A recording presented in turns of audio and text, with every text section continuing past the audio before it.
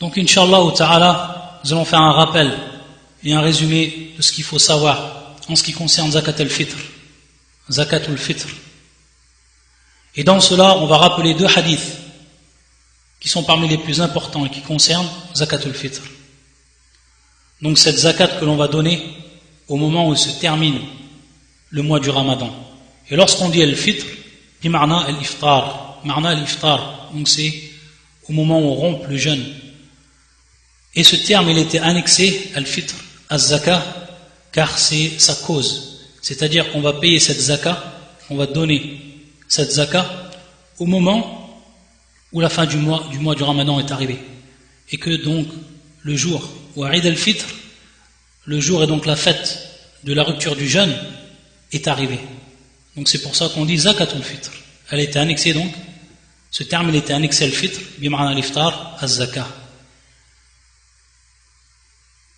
Deux hadiths donc qu'on va citer, et à partir desquels on va en tirer des conclusions et des règles de jurisprudence. Le premier c'est le suivant, hadith muttafaqun alayh, rapporté par l'imam al-Bukhari et l'imam Muslim. Où يقول ابن عمر رضي الله تعالى عنه فرض رسول الله صلى الله عليه وسلم زكاة الفطر صاعا من التمر أو صاعا من الشعير على العبد والحر والذكر والأنثى والصغير والكبير من المسلمين.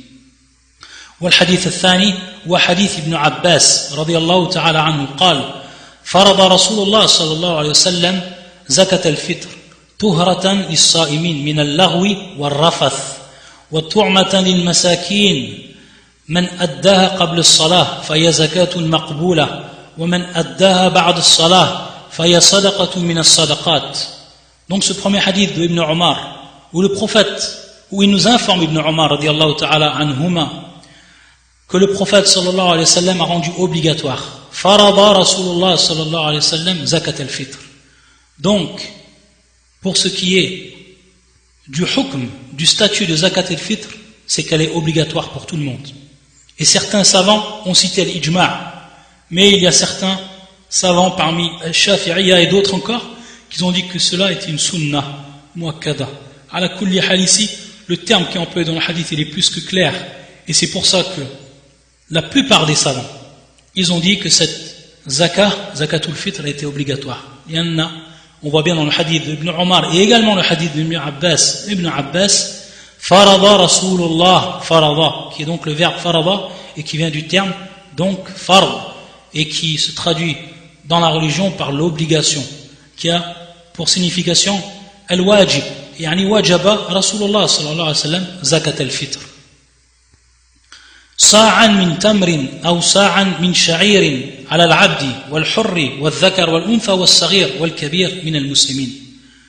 Donc ici, il va être mis en évidence la quantité qu'il faut sortir pour chaque personne qui vont être citées. Et parmi les personnes qui ont été citées, on voit c'est al-abd. Donc al-abd ici, qui est dans le sens général, c'est-à-dire al-abd, le serviteur, mais qui est bien dans le sens particulier, c'est-à-dire celui qui est esclave, al-abd. Pourquoi? Parce que le terme qui vient après, tout de suite après, c'est al-hur. Donc al-abd ou al-hur, celui qui est esclave et celui qui est libre. Wal-dhakari wal-untha, également, donc, l'homme et la femme sont concernés. Également, wal-saghir wal-kabir, min al-muslimin. Donc, elle est également al-saghir wal-kabir, que ce soit donc les petits, les enfants, et ceux qui sont en bas âge, et également al-kabir, et donc les grandes personnes, min al-muslimin, donc ceci est une obligation pour tous les musulmans. Pour ce qui est de as-saghir, donc il incombe que l'enfant, il sorte cette zakat. Et lorsqu'on dit l'enfant, il sort cette zakat, pourquoi on dit cela? Parce que, al-qawl as-sahih, c'est qu'il incombe à chaque personne qu'elle donne la zakat, parmi ceux qui ont été cités dans ce hadith, sauf une catégorie de personnes, et dont on a un hadith qui va nous donner l'exception, et qui est l'abd. Car on a un hadith qui est rapporté par l'imam Muslim dans son authentique, min hadith Abi Huraira, où le prophète sallallahu alayhi wa sallam dit laysa ala al-abdi sadaqa illa sadaqat al-fitr. فهذا مخصص لحديث ابن عمر al-abd al-mamlouk la yumlik. Donc ici, on va voir que al-abd, il n'a pas à donner de sadaqa sauf sadaqat al-fitr. Sauf sadaqat al-fitr. Mais lorsque al-abd, lui, il n'a pas la capacité, ou il la yumlik shay, c'est-à-dire qu'il n'a rien en sa possession, vu que lui-même il est esclave, alors c'est as-sayyid, c'est-à-dire donc celui qui va être son maître, qui va payer donc la zakat, ou qui va sortir la zakat pour lui. Ensuite, lorsqu'on a dit was-saghir, le petit, il faut savoir donc que chaque personne qui sont cités dans ce hadith, ils doivent payer d'eux-mêmes az-zakat. Donc même si l'enfant, en sa possession, il a une somme d'argent, taïb, lui-même, on devra sortir pour lui donc et prendre de son argent zakat al-fitr. C'est-à-dire donc qu'il doit payer pour lui, ou alors son wali, celui qui est responsable de lui, devra sortir de son argent pour qu'il paye sadaqat al-fitr, sadaqat al-fitr, ou zakat al-fitr, taïb. Et on pourrait se poser une question, est-ce qu'il n'incombe pas à celui qui est considéré comme tuteur, ou celui qui est le responsable de la famille, qu'il paye pour tout le monde? Car on a un hadith qui est le suivant, addu al-fitra amman tumawwinun, c'est-à-dire donc donner hadith zakatul fitr pour ceux dont vous êtes responsables pour ce qui est de leur subsistance, ceux donc que vous nourrissez. Mais il faut savoir que ce hadith qui est rapporté par l'imam Ad-Daraqutni, également al-Bayhaqi, c'est un hadith dont la chaîne de transmission est da'if. Da'if, c'est-à-dire qu'elle est faible, et donc on ne peut prendre en condition. Donc on revient au hadith de Ibn Omar, où il est donc cité ici que chaque personne, parmi les catégories qui sont citées, elles devront payer, ou elles devront sortir zakat al-fitr. Et pour ce qui est de l'enfant, on en a parlé. Également al-janin, c'est-à-dire celui qui est dans le ventre de sa mère. Donc al-janin, le fœtus. Yustahab, c'est-à-dire ici que c'est préférable. On dit bien yustahab, qu'il est préférable de sortir également la zakat, et bien entendu ici ça va incomber à celui qui est al-walid, celui donc qui est le père, de sortir la zakat al-fitr, pour le fœtus, qui est encore dans le ventre de sa mère. Et on revient à cela, à un acte d'un sahabi, qui fait partie donc des al-khulafa ar-rashidin, des califes bien guidés, et qui est Uthman ibn Affan radiyallahu ta'ala anhu, et qui lui a fait cela.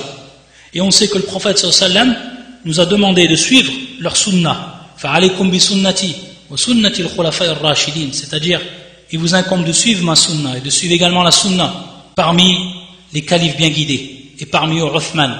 Et lui donc Uthman thabata anhu, c'est-à-dire il était attesté de lui qu'il a sorti zakat al-fitr pour al-janin, c'est-à-dire donc le fœtus qui se trouvait donc dans le ventre de la femme encore.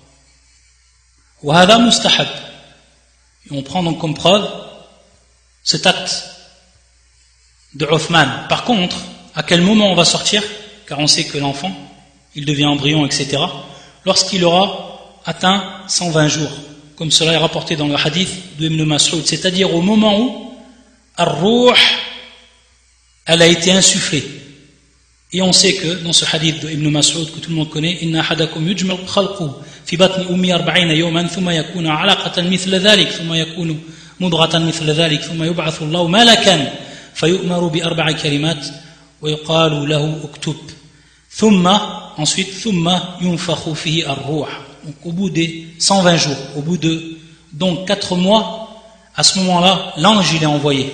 Et donc ar-ruh, c'est-à-dire donc que l'âme, elle est insufflée dans ce fœtus et qu'il devient donc quelqu'un de vivant. Et donc c'est à ce moment-là, après les 120 jours, qu'il est mustahab de sortir zakat al-fitr pour ce fœtus. Tayyib. Et on sait que beaucoup ou plusieurs règles reviennent également par rapport à ces 120 jours. Plusieurs règles viennent par rapport à ces 120 jours. C'est-à-dire que si maintenant le fœtus, lors d'une fausse couche, al-ijhab, lorsqu'il y a une fausse couche avant les 120, alors à ce moment-là, il n'y a rien à faire avec cet embryon. Ce n'est qu'en fait un morceau de chair. Par contre, si après les 120 jours, il y a la fausse couche, alors on doit donc prendre ce fœtus et l'enterrer et prier sur lui. Car c'est une personne vivante à part entière, quelqu'un de vivant à part entière. Car il a reçu l'âme de la part d'Allah Azza wa Jal, qui lui a envoyé donc al-malak. Et d'autres règles encore. Ala kulli hal. Ça c'est pour al-faïda. Donc yustahab, il est préférable donc de sortir pour lui zakat al-fitr. Li fi'l Uthman radiyallahu ta'ala anhu. Ensuite, pour ce qui est de la quantité, ici sa'an min tamrin ou sa'an min sha'irin, et également dans d'autres hadiths où il est précisé d'autres catégories de nourriture. Et cette nourriture qui était présente du temps du prophète sallallahu alayhi wa sallam, donc comme les dattes, comme le blé, etc. Et donc les savants ils en ont déduit qu'il était possible de sortir, le principal c'est que ce soit une nourriture, de sortir donc une nourriture qui va être, par exemple dans le pays où on va vivre, dans la contrée où on va vivre, qui va être muntashir, c'est-à-dire qui va être répandue, comme par exemple le riz, ou etc. C'est-à-dire à la kulli hal une nourriture. Et as-sa', lorsqu'on dit as-sa', ça correspond taqriban à 2,5 kg. Mais pour yani min bab al-akmal, c'est-à-dire pour être sûr, wal ahwat, il est mieux de donner 3 kilos pour être sûr, car lorsqu'on dit 2,5 kg, c'est un peu plus, c'est-à-dire entre 2,5 kg et 3 kg. Et donc le mieux pour le musulman, pour qu'il soit pesé, c'est qu'il donne donc 3 kilos pour ce qui est de chaque personne, comme on l'a vu, que ce soit l'abd, al-hur, al-dhakar, al-unfa, al-saghir, ou al-kabir, parmi les musulmans. Et lorsqu'on a dit bien entendu que chaque personne doit sortir zakat al-fitr de lui-même, si par exemple l'épouse, les enfants, etc., ils sont d'accord pour que le père, lui, il sorte de son propre argent as-sa', c'est-à-dire donc la nourriture qui va constituer zakat al-fitr, alors cela c'est permis. Cela c'est permis. Et lorsqu'on a dit la quantité sa'an min tamrin ou sa'an min sha'ir, etc., les savants ont dit qu'il fallait donc sortir cela en nourriture. Car zakat al-fitr, c'est une ibada. C'est une ibada, c'est-à-dire une adoration. Et on sait que l'adoration, elle doit être faite conformément à la législation. Et qu'on n'a pas le droit de faire une adoration sous une forme, quelle que soit, sauf si on a une preuve du livre ou de la sunna. Et donc dans ce sens, sachant que zakatul fitr, c'est considéré comme, et ça rentre dans l'adoration. Alors, cette adoration-là, on doit la faire comme elle nous est parvenue, de la part du prophète sallallahu alayhi wa sallam, de la part également des sahaba, comment eux, ils l'ont donné. Et on sait qu'ils l'ont donné de par la nourriture. Ils l'ont sorti comme l'a sorti le prophète sallam, c'est-à-dire de par la nourriture. Et donc, dans ce sens-là, on n'a pas le droit de sortir al-qima, de sortir ce qui équivaut à la nourriture, c'est-à-dire de calculer combien vaudrait, à titre d'exemple, un sa' de date et d'en donner donc ce qui est équivalent en argent, en monnaie. Donc ça, c'est pas permis. Car on aurait fait un acte que le prophète sallallahu alayhi wa sallam n'a pas fait et que les sahaba n'ont pas fait. Et donc un acte d'adoration. Et donc à ce moment-là, on aurait fait quelque chose qui n'est pas présent dans la législation, conformément à la religion. Taïb, donc on doit bien et bien sortir zakat al-fitr bit ta'am, c'est-à-dire de par la nourriture, en nourriture. Également, ce qu'on a oublié de citer, al-hikmah, c'est-à-dire la sagesse de zakat al-fitr. Dans un premier temps, c'est takfir al-sayyat wa al-taqsir, comme il est venu dans le hadith du prophète sallallahu alayhi wa sallam, hadith ibn Abbas, tuharatan lis-sa'im min al-laghwi wal-rafath, c'est-à-dire donc l'amusement et le manquement dont a fait preuve le jeûneur durant ce mois de jeûne. Lorsqu'il va sortir zakat al-fitr, ça va lui permettre de compenser cela, de compenser donc ce manquement, de compenser cet amusement qui est advenu donc du jeûneur durant ce mois du jeûne. Taïb. Également, shukran itmam as-siyam, shukran lillah azza wa jal, c'est-à-dire également de remercier, de par cette zakat, on remercie Allah azza wa jal, on est reconnaissant envers Allah subhanahu wa ta'ala qui nous a permis de finir le mois du Ramadan et Inch'Allah ta'ala d'en prendre la récompense. Et également, comme il est cité dans le hadith d'Ibn Abbas, wa tu'matan lil masakin, C'est-à-dire qu'également ça va être un jour où l'on va faire bénéficier aux pauvres de cette fête lorsqu'on va leur donner la nourriture. Donc ils n'auront pas besoin ce jour-là de chercher ou alors de demander et de tendre la main aux gens. Lorsqu'ils recevront donc cette nourriture, ils pourront donc à ce moment-là jouir comme jouissent tous les musulmans, ce jour-là, avec cette nourriture. Pour ce qui est du temps maintenant, c'est-à-dire à quel moment on doit sortir cette zakat. Également dans le hadith de Ibn Abbas qu'on a cité, où le prophète sallallahu alayhi wa sallam a dit Man addaha qabla as-salah, man addaha qabla as-salah, faya zakatun maqboulah, wa man addaha ba'da as-salah, faya sadaqatun min as-sadaqat. C'est-à-dire celui qui va la donner avant la prière. Donc ici, bien entendu, la prière salat al-Eid, la prière du Eid, fahiya zakatun maqboulah. Donc c'est une zakat qui va être acceptée comme telle, comme étant donc zakatul fitr. Et si par contre la personne la donne après la prière, fahiya sadaqatun min as-sadaqat.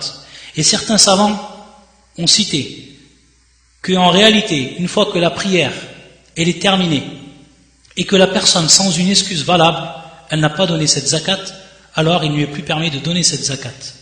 Pourquoi? Car ce wujub, al-wujub, c'est-à-dire l'obligation, c'est une obligation qui est dit muwaqqat, qui est donc restreint par rapport au temps. Et ce temps qui va commencer min ghurub al-shams, qui est laylat al-Eid al-Fitr, c'est-à-dire ce temps-là qui va commencer depuis le coucher du soleil, la nuit de Eid al-Fitr, la nuit donc de la fête de la rupture du mois du Ramadan. Et on sait que en islam, la nuit elle précède toujours la journée. Donc lorsqu'on dit la nuit de cette journée-là, c'est-à-dire de cette fête-là, ça va commencer à partir du Maghrib. On rentre donc dans la nuit de Al-Fitr, ou Eid al-Fitr. Et qu'ensuite, après le Fajr, commencera donc la journée de Eid al-Fitr. Donc ici, on dit bien que ça commence à partir de Ghurub al-Shams. Ça commence à partir de lorsque le soleil se couche, c'est-à-dire al-Maghrib, et commence donc à ce moment-là la nuit. Donc les jours et les nuits elles sont comptés. Pour ce qui est des nuits, elles sont comptées à partir de Ghurub al-Shams, à partir du coucher du soleil, à partir du Maghrib. On rentre donc dans la nuit, et comme on l'a dit, la nuit elle précède le jour en islam. Donc on commence par la nuit. Taïeb. Et cette nuit-là qui va continuer jusqu'à Al-Fajr. Et au moment où le Fajr apparaît, lorsque l'aube apparaît, alors à ce moment-là, on rentre dans la journée. Et ainsi de suite. Donc on voit ici que le temps pour donner cette zakat va commencer min ghurub al-shams, laylat al-Eid. Tayyib. Par contre, ce qu'il est préférable, wa mustahab, et le mieux c'est de donner donc juste avant la prière, comme le prophète sallallahu alayhi wa sallam nous a dit. Aman adda qabla as-salah, fa ya zakatun maqbula, de la donner donc avant la prière. C'est pour ça que beaucoup de savants disent qu'il est préférable pour al-a'imma, c'est-à-dire ceux qui sont les imams et qui prient, de retarder donc la prière salat al-Eid, donc la prière de ce jour-là, la prière de cette fête-là, fête de la rupture du jeûne, pour que tous les gens puissent accomplir avant le début de cette prière, puissent accomplir et puissent donc donner zakat al-fitr. Ala kulli hal, son obligation donc vient au moment où ghurub al-shams. Mais comme cela a été l'acte de beaucoup de sahaba, et les savants en ont tiré que cela donc était également permis, wada min bab al-rukhsa, c'est-à-dire donc une permission qui est donnée, comme cela a été fait par certains des sahaba, qu'ils ont donné donc zakat al-fitr un jour ou 2 jours avant Al-Eid, c'est-à-dire 1 jour ou 2 jours avant le jour de la fête, 1 jour ou 2 jours. Donc on voit que ici c'est une rukhsa et qui est pris donc des actes que faisaient les sahaba ou que faisaient certains des sahaba lorsqu'ils donnaient zakat al-fitr 1 jour ou 2 jours avant Al-Eid wa salat Al-Eid. On revient donc à ce qu'on a dit pour ce qui est du fait de donner cette zakat après la prière, que cela n'est plus valable. Et que la personne à ce moment-là, elle est athim, c'est-à-dire qu'elle est en état de péché. Elle a fait un péché. Pourquoi? Parce qu'elle n'a pas donné zakat al-fitr, alors que c'était obligatoire pour elle. Elle ne l'a pas donné dans son temps qui était restreint, donc qui s'arrête, comme nous l'est dit par le prophète sallallahu alayhi wa sallam, qui s'arrête au moment où va commencer salat al-Eid. Et celui qui va la donner après, alors il va faire un acte qui n'est pas conforme à la religion. Et le prophète sallallahu alayhi wa sallam dit: "Wa man 'amila 'amalan laysa 'alayhi amruna fahuwa radd." Donc celui qui va faire un acte qui n'est pas conforme à la religion, alors cet acte-là il est mardoud, c'est-à-dire qu'il est rejeté. Fi amr ad-darura, c'est-à-dire que certains savants rappellent que si la personne n'a pas eu la possibilité de donner zakat al-fitr, par exemple une personne qui se trouvait sur un bateau avant qu'il arrive donc à destination pour pouvoir donner zakat al-fitr, il n'a pas pu donc donner aux pauvres, car ici bien entendu ce sont les pauvres qui sont concernés par zakat al-fitr. Ou alors une personne wukila ahad, c'est-à-dire donc qu'il a chargé une autre personne de donner zakat al-fitr, et ça également c'est permis, c'est-à-dire la personne si elle part en voyage ou quoi que ce soit et qu'elle donc elle donne cette zakat à une personne pour qu'elle la donne au moment où va rentrer le temps, cela est permis. Donc, hadha min bab at-tawkil. Donc, elle charge une personne de donner à ce moment-là, dans le moment conforme à la législation, de donner donc cette zakat. Cela est permis. Si par exemple, à titre d'exemple, la personne, elle a oublié de le donner ou alors elle ne l'a pas donné, alors la première personne, celle qui avait chargé, elle n'est pas en faute à ce moment-là. Et les savants donc ils disent qu'il est permis qu'elle le donne après dans ce cas-là. Dans ce cas-là, il est permis que la personne elle donne zakat al-fitr. Uniquement donc dans les cas où il y a eu donc un udhr, c'est-à-dire une excuse qui va être valable et qui va être prise en compte au niveau de la religion. Donc ceci c'est un résumé en ce qui concerne zakat al-fitr et certaines règles donc qui lui sont propres. Subhanakallahumma bihamdika ashhadu an la ilaha illa anta astaghfiruka wa atubu ilayk. Allahumma salli wa sallim ala nabiyyina Muhammad wa ala alihi wa sahbihi ajma'in.